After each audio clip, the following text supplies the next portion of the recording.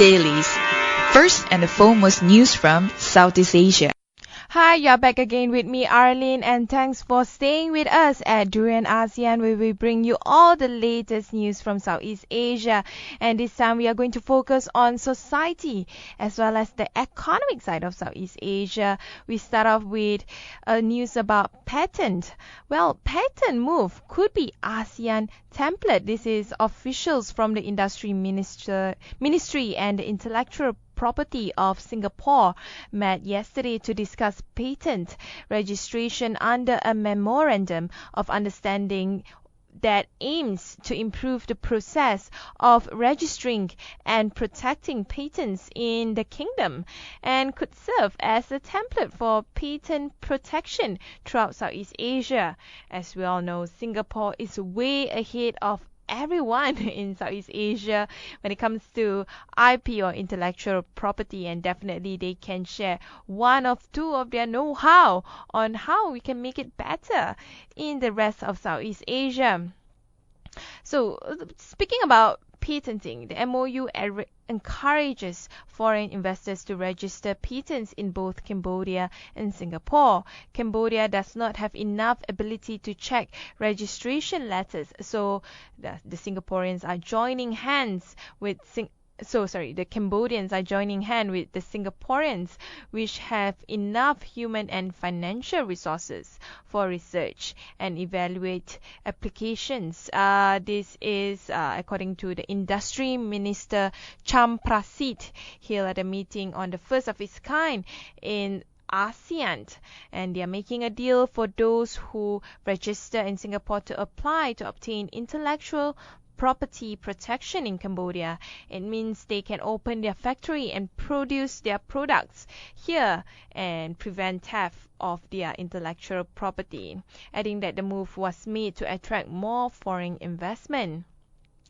The minister also said that the MOU could serve as a template for all ASEAN, hence the news that we have now, which is Cambodia, Singapore cooperated as a first step, and then ASEAN members can present themselves as one package. So those who apply for a patent in one ASEAN country can have it recognized in all 10 countries in ASEAN, and it will be the biggest goal and of course, they intend to accomplish it. There are about 300 applicants for patent registration in Cambodia, and 10 will be approved next month. And they are waiting for the Cambodian government to issue the last prakas, or quote-unquote ministerial proclamation, and they are trying to ensure the prakas is ready and determining the patent registration price, because it needs to be transparent and public. And this is definitely a great news where we are looking at a regional framework when it comes to intellectual property rights. Moving on to another news about Singapore. Well, Singapore had made it again. This time, they kept their number 2 position in the Global Talent Index. And guess what? They are the only Asian country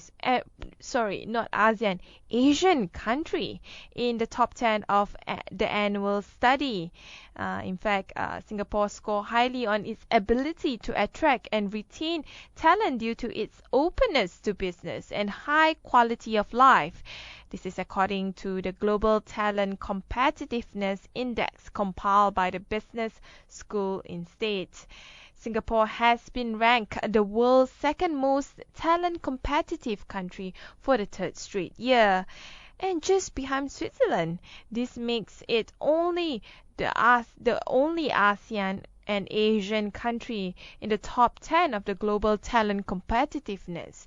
And the annual study released yesterday measured the nation's competitiveness based on the quality of talent that it can produce, attract, and retain.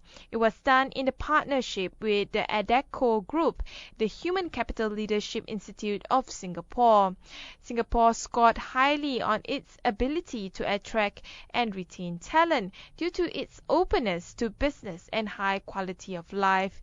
And also the indicator of tolerance to migrants show a relatively poorer performance nevertheless. It showed that Singapore has ample room for improvement when it comes to trying to accept migrants as part of the Singapore population and workforce. In fact, when it comes to access to growth opportunity as well as expanding pool of people with labor and vocational skill, they can still do better. The report also noted that Singapore's attractiveness as a regional talent hub has faced strong competition from its neighboring countries in recent years, and such competition is likely to intensify when talent is completely mobile in the ASEAN economic community. Just a bit of a summary of the top 10 lists. Obviously, most of the countries are in Europe, and here are the lists. Number 1 is Switzerland. Number 2 is Singapore. Third is Luxembourg. Fourth is US. Fifth is Denmark. 6 is Sweden. 7 is UK. 8 is Norway, 9 is Canada, and number 10 is Finland in the Global Talent Competitiveness Index. Singapore's tighter immigration policies and slower economic growth is a double whammy for the country's talent attraction ambitions, note the Human Capital Leadership Institute in the report. And while the temporary economic mobility of highly skilled people may initially be seen as a loss for their country of origin, countries have to understand that this translates into a net gain when they return home.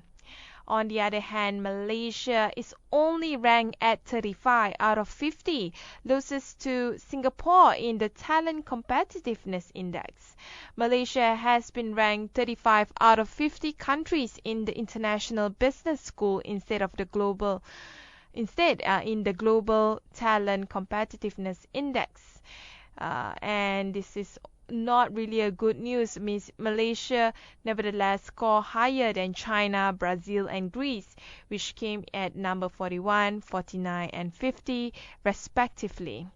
The study produced by INSEAD along with the Human Capital Leadership Institute of Singapore and NADECO Group measure the nation's competitiveness based on the quality of talent it can produce, attract, and retain. Malaysia moved up 2 notches from the number 37 in the GTCI 2013 rankings, but dropped. And it looks like we are doing well, but it's not good enough. I mean, number 35 out of 50 is really not something to be proud of. And beyond this tradition of hierarchies and bureaucracy in many of the Asian corporates often hold back openness, transparency, and empowerment, important levers in accelerating talent growth. The report pointed out that the fiscally stable countries needed talent competitiveness for sustainable development, and that the onus was on mineral or oil-rich countries, on those with a specific competitive advantage, to foster this to ensure sustainable prosperity. Countries must consider employability or risk high unemployment. Talent for growth means meeting the actual needs of a national economy. We move on to another news, and this time it's about food. But it's not really a good news because apparently Australia is cracking down on Malaysian Mamak owners accused of underpaying Sydney staff. Where we all know in Malaysia, Mamak is part and parcel of the Malaysian culture.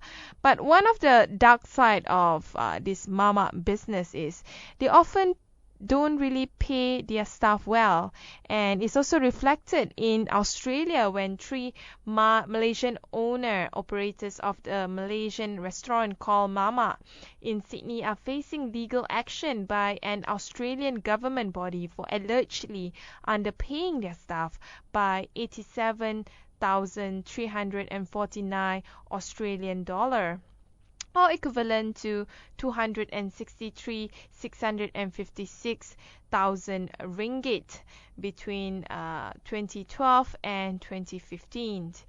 The report said that the restaurant underpaid 5 of their staff, 4 of them international students and 1 a bridging visa holder, by paying rates as low as 11 Australian dollar per hour, which contravenes the Fair Work Ombudsman.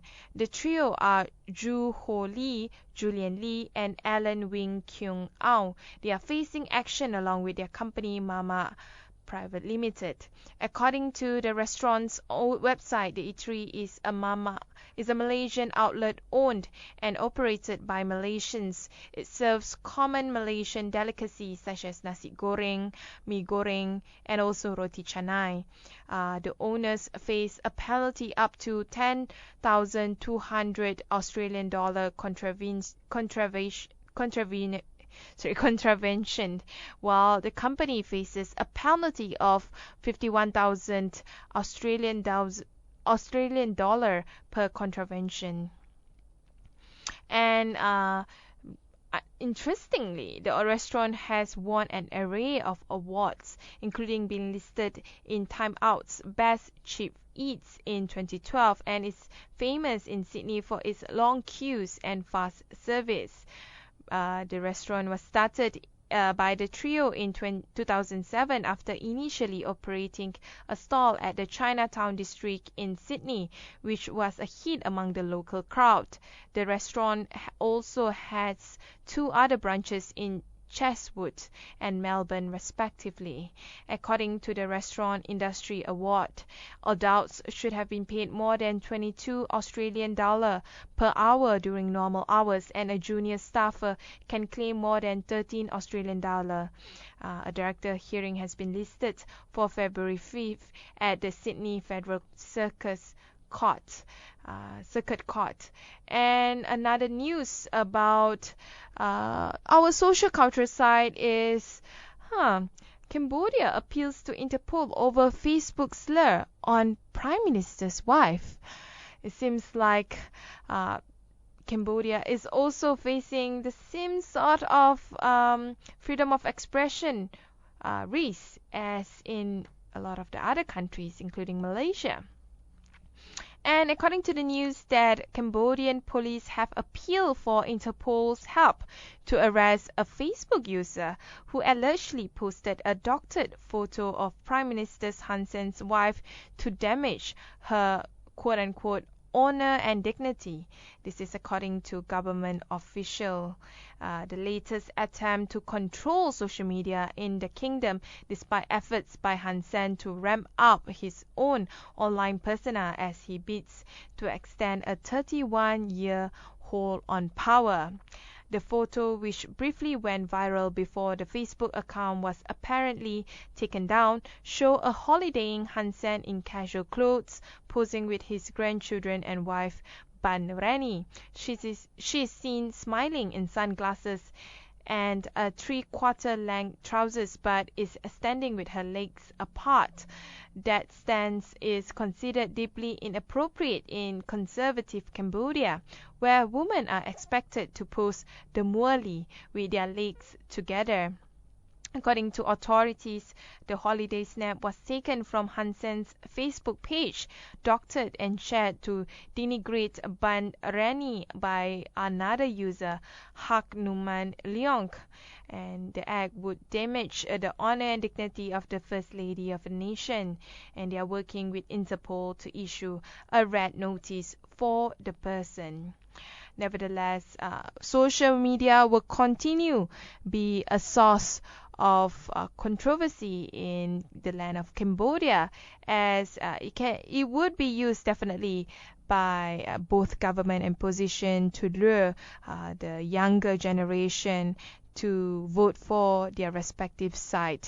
It's interesting to see how this will prevail in the next general election. That's all from us today, and thanks for listening to Durian ASEAN. You can always follow us on our social media, Facebook, Instagram, and Twitter. But of course, you would enjoy going to our website, because we have a host of podcasts, videos, publications, and many more for you to enjoy and understand better when it comes to Southeast Asia region. Thank you for listening. This is Arlene signing off. Ciao.